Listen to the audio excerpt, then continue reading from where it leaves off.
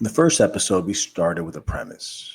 The premise was you never know how something affects you until it does. COVID hit Europe, and we shrugged.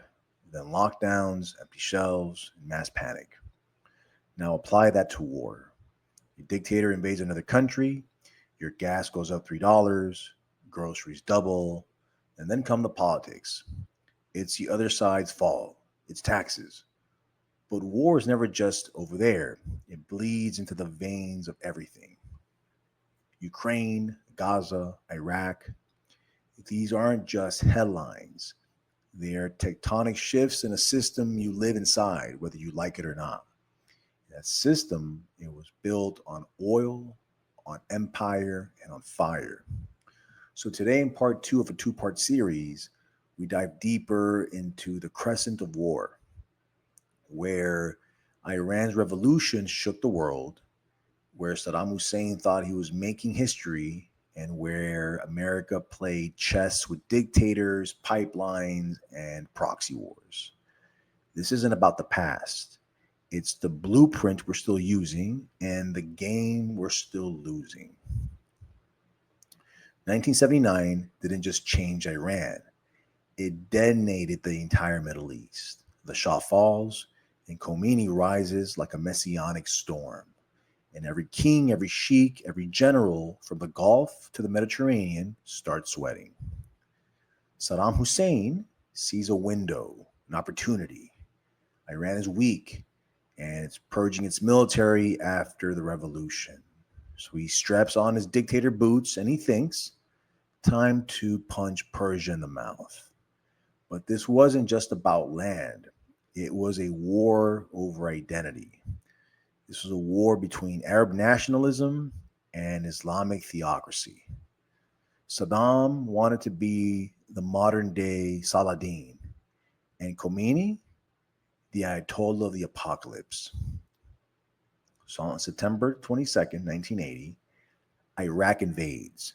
It's the largest Middle Eastern war since World War II. And the US, they watch and they smile.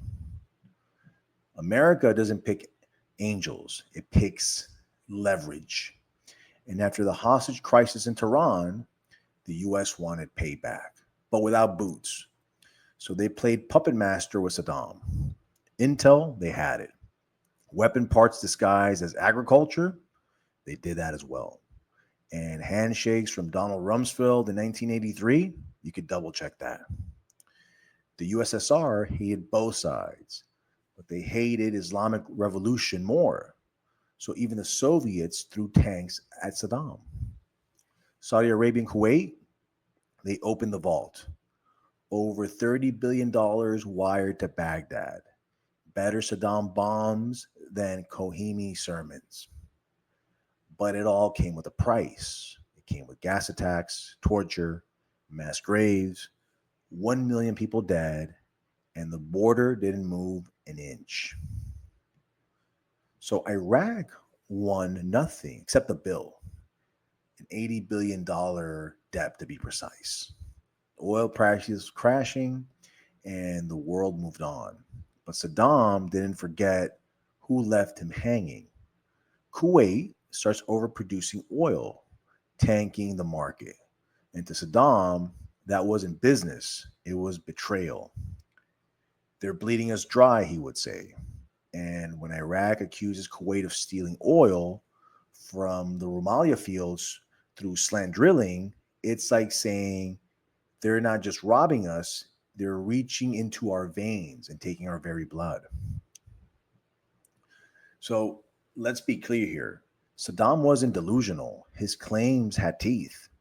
Kuwait used to be administered from the Basra province. The British sliced it off like a piece of steak in 1899.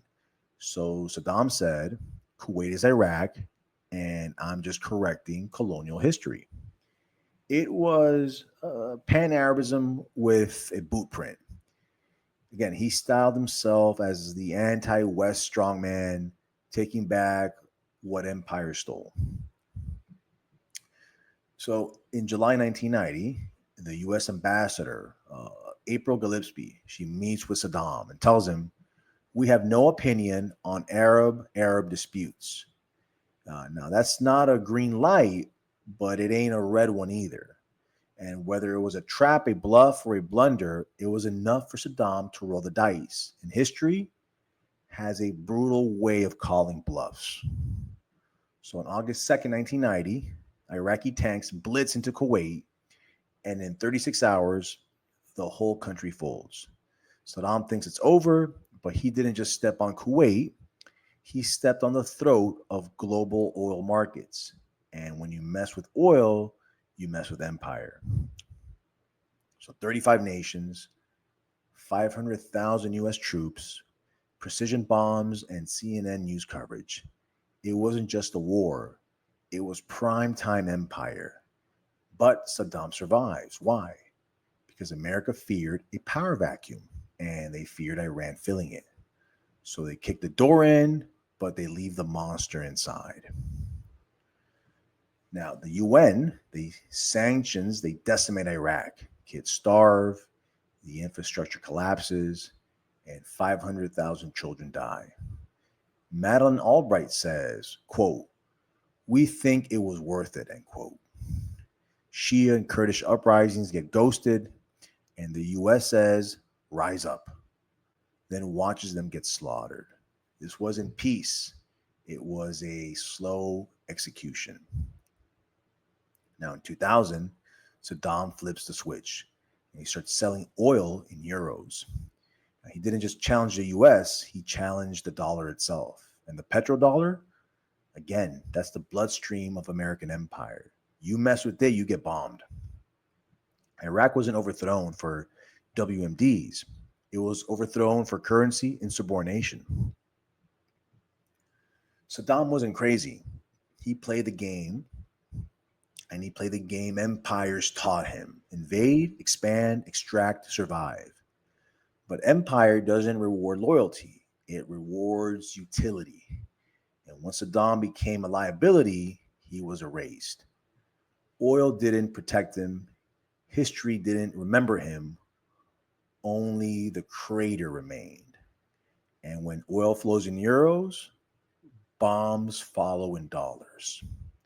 Guys, I hope you found this informative. And if you like it, please hit the like and subscribe button. And like always, remember to lift more, eat more, rest more, love more, hate less. Thank you.